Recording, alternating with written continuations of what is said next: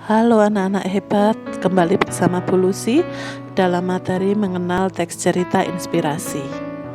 Anak-anak, kalian pasti suka bercerita, mendengarkan cerita dari teman, atau bahkan menulis cerita. Tahukah kalian bahwa cerita yang baik akan memberikan motivasi dan semangat bagi diri kita? Nah, cerita yang Bu Lucy maksud adalah cerita inspirasi. Teks cerita inspirasi adalah kisah yang menggerakkan hati sehingga membuat pembacanya bersemangat atau termotivasi. Berdasarkan definisi tersebut, tujuan teks inspirasi yaitu 1. Memberi inspirasi kebaikan kepada banyak orang. Yang kedua, menggugah perasaan, memberi kesan yang mendalam, bahkan dalam tingkat yang lebih tinggi, mampu membuat seseorang berjanji pada dirinya untuk menjadi seperti yang dibacanya. Dan yang ketiga, menginspirasi seseorang untuk berbuat lebih baik, lebih peduli, dan lebih berempati terhadap orang lain.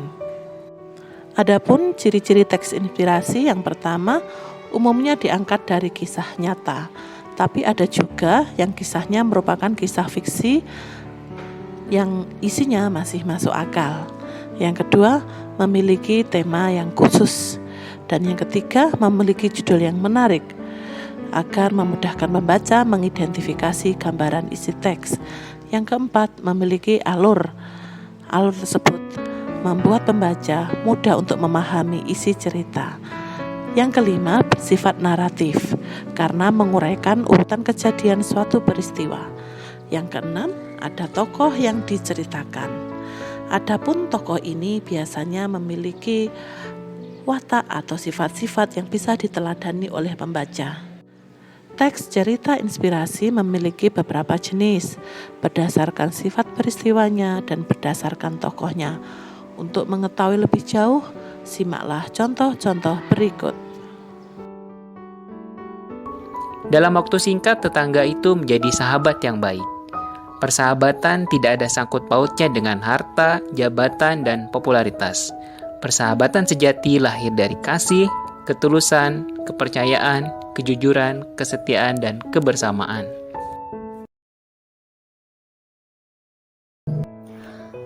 Akhirnya, laki-laki itu kembali lagi. Laki-laki itu dan pohon apel sekarang sudah sama-sama tua. Aku sudah tak bisa memberikan apa-apa, Kata pohon apel. Tidak apa-apa, aku hanya membutuhkan sebuah tempat untuk beristirahat. Jawab laki-laki itu. Baik, sisa batang pohon tua adalah tempat terbaik untuk bersandar dan beristirahat. Duduklah sini bersamaku dan istirahatlah, Kata pohon apel.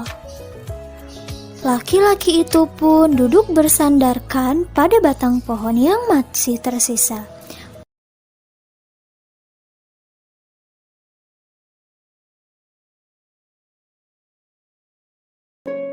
Kali ini, aku mau nyeritain tentang Kolonel Sanders, kakek tua dari Amerika, pendiri KFC, yang kisahnya sangat inspiratif.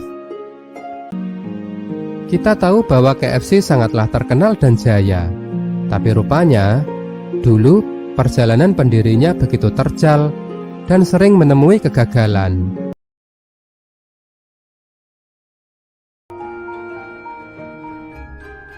Maka Abraham mengorbankan domba itu menggantikan putranya. Ia menamai tempat itu, Tuhan akan menyediakan, karena Tuhan sudah menyediakan korbannya.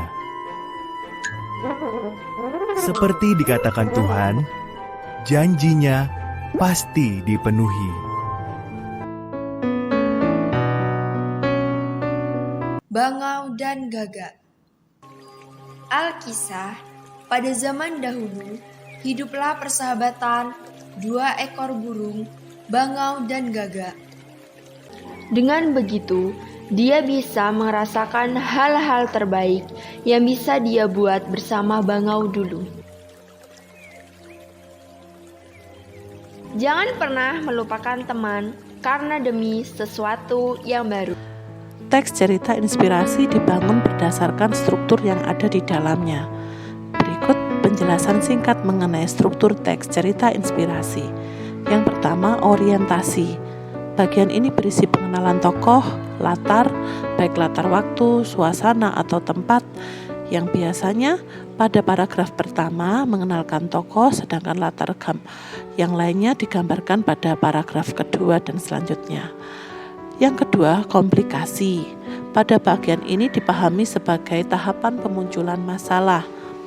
Dalam teks inspirasi sendiri, komplikasi berkaitan dengan hal-hal problematik yang dialami atau dilalui tokoh. Yang ketiga, bagian resolusi. Bagian ini merupakan bagian di mana tokoh menetapkan jalan untuk menghadapi permasalahannya. Perjuangan yang dilakukan tokoh dalam menghadapi permasalahan dikemukakan melalui tahapan ini. Dan yang terakhir adalah koda. Koda inilah yang berisi pesan moral atau pembaca dapat memetik nilai-nilai yang disampaikan penulis melalui ceritanya yang dapat diteladani dan direalisasikan dalam kehidupan sehari-hari. Adapun kaidah kebahasaan teks cerita inspirasi, yang pertama, menggunakan kalimat ekspresif. Kalimat ekspresif adalah kalimat yang menggambarkan emosi tokoh, seperti menggambarkan perasaan, simpati, kepedulian, atau perasaan pribadi. Perhatikan contoh berikut. Yang kedua, menggunakan kalimat deskriptif, yaitu kalimat yang berisi penggambaran atau pemaparan secara rinci mengenai suatu objek. Kalian bisa lihat dari contoh berikut. Yang ketiga, menggunakan konjungsi, yaitu kata sambung, baik penjumlahan, waktu, simpulan, pemilihan, harapan. Dan yang keempat, menggunakan majas. Ada 3 jenis majas. Majas hiperbola, yaitu majas yang menyatakan ungkapan yang berlebihan dan tidak masuk akal. Kalian bisa melihat contoh berikut. Yang kedua, majas metafora, yaitu majas yang memakai analogi atau perumpamaan terhadap 2 hal yang berbeda. Lihatlah atau bacalah contoh berikut. Dan yang terakhir, majas personifikasi, yaitu majas yang menggambarkan benda mati seolah-olah bisa hidup dan berperilaku seperti manusia. Kalian bisa melihat dari contoh berikut. Nah, demikian anak-anak penjelasan mengenai teks cerita inspirasi. Selamat belajar dan selamat melanjutkan kegiatan kalian. Tetap semangat, Tuhan memberkati.